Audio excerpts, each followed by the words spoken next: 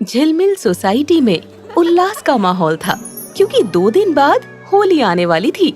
सभी बच्चे बहुत खुश थे और मोहल्ले के सभी घरों में सजावट की तैयारियां चल रही थी। चिंटू मिंकू के घर में भी होली की तैयारियां चल रही थी और कुछ लोग मोहल्ले में होलिका दहन के लिए लकड़ियां इकट्ठी कर रहे थे। ये सब देखकर चिंटू अपनी मम्मी से पूछता है, मम्मी, हम हर साल होली क्यों मनाते हैं?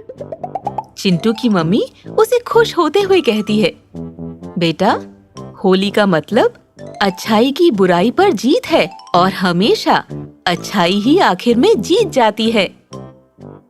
चिंटू उत्सुकता के साथ अपनी मम्मी से फिर से पूछता है, मम्मी, होली का मतलब अच्छाई की बुराई पे जीत कैसे होता है और इसके पीछे की क्या कहानी है?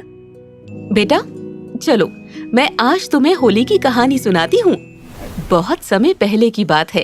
एक राजा हुआ करता था जो कि कृष्ण भगवान को बिल्कुल भी पसंद नहीं करता था और उसका एक बेटा था, प्रहलाद, जो कि कृष्ण भगवान का भक्त था।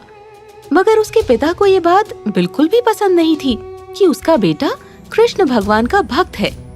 तो उसने अपनी बहन होलिका की मदद से प्रहलाद को मारना चाहा।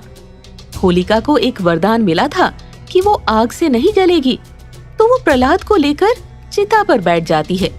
मगर क्योंकि प्रहलाद कृष्ण भगवान का भक्त था, तो उसे चिता में कुछ भी नहीं हुआ और होलिका उस चिता में जल गई। और इसीलिए हम होली दहन करते हैं और उसके अगले दिन सभी को रंग लगाते हैं और मिठाइयाँ भी बनाते हैं।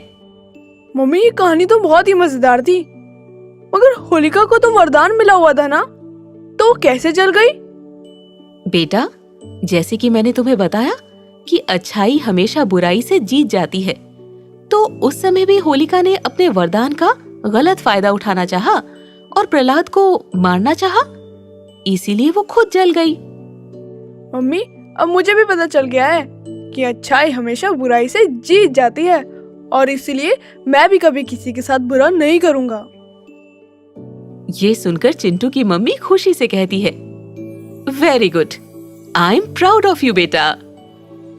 उसके बाद चिंटू बाहर अपने दोस्तों के साथ खेलने चला जाता है।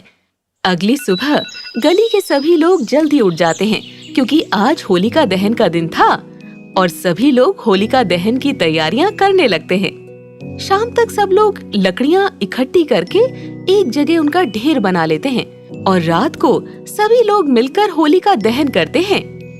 उसके अगले दिन चिंटू सुबह जल्दी उठ जाता है और अपनी मम्मी को कहता है, good morning mummy, happy Holi. Chintu ने सुबह सुबह ही घर में बड़ों के पैर छूकर उनका आशीर्वाद लिया और सभी को होली विश की। उसके बाद चिंटू अपनी मम्मी को कहता है, मम्मी, अब मैं बाहर होली खेलने जा रहा हूँ, जल्दी से मेरे कलर्स दे दो।